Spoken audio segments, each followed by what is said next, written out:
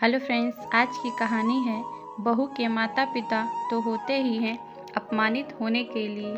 सुन अवंतिका, लड़की वालों ने तो दरवाजे पर नाक कटवा कर रख दी। क्यों, ऐसा क्या कर दिया मेरी समधी समधन ने? चाची जी, अवंतिका जी ने मोबाइल में आंख गड़ाए हुए अपनी चचिया सास से कहा। दरवाजे पर जो पुरुषों की मिलनी हुई थी वो लिफाफे में 100 रुपये दिए थे, और जो हम लोगों के कपड़े वगैरह आए थे वो तो कोई काम वाली को भी नहीं देता। तुमने तो लड़के की माँ होते हुए भी सब कुछ कितना अच्छा दिया, लेकिन उन्होंने लड़के वाले होते हुए भी हमारी इज्जत नहीं रखी, हर जगह बेइज्जती की। आप जब मिलिएगा तो खूब सुनाना, तुमसे ना हो पाए तो हमें बताना, हम भी भर भर कर सुनाएंगे। उनसे सुनाना क्या, शादी राजी खुश संपन्न हो गई, बस मेरे लिए यही बहुत बड़ी बात है।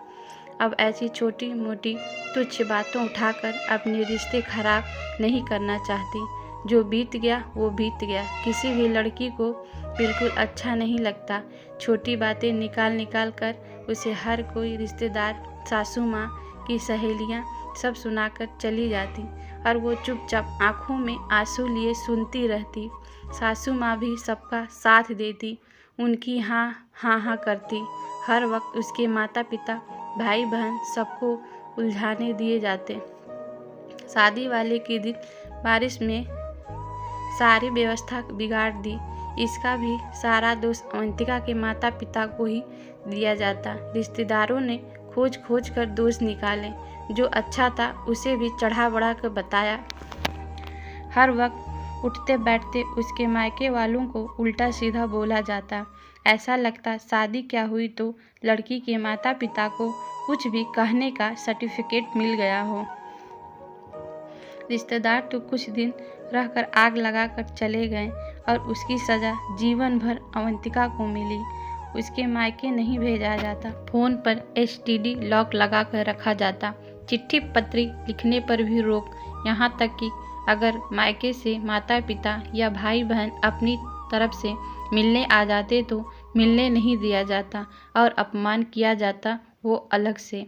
आज भी कोई शादी की बात करने लगता तो उसे अच्छा नहीं लगता, क्योंकि उसकी शादी में जुड़ी कोई अच्छी यादें तो किसी ने बनाने ही नहीं दी। बस बुरी यादें सब हर समय उसे सुनाकर याद दिलाते। उस शादी ने जिंदगी भर की टीस दे दी।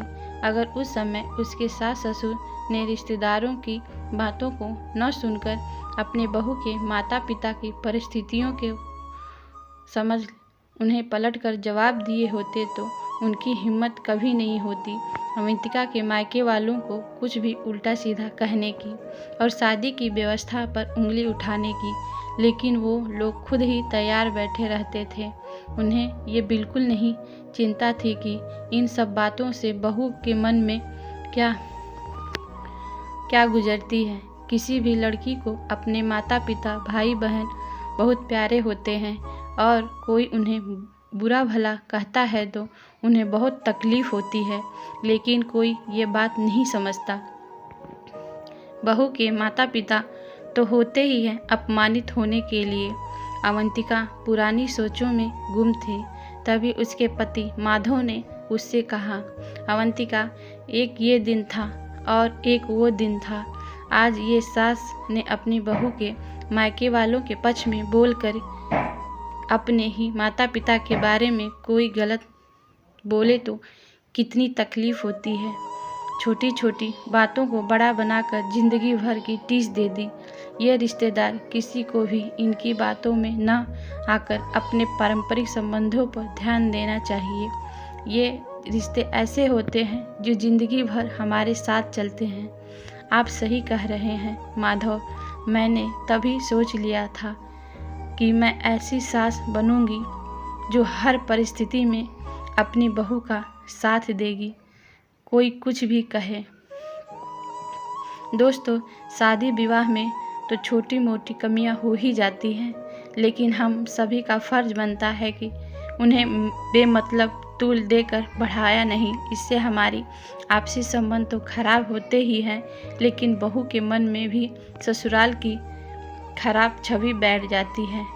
पहले ऐसा ही होता था, जरा जरा सी कमी को लेकर हर कोई आता था, बहू को सुनाकर निकल जाता था। लेकिन आज माहौल बदल चुका है। सब मिलकर आपसी सहयोग करते हैं और शादी जैसे पवित्र दिन को यादगार बना देते हैं।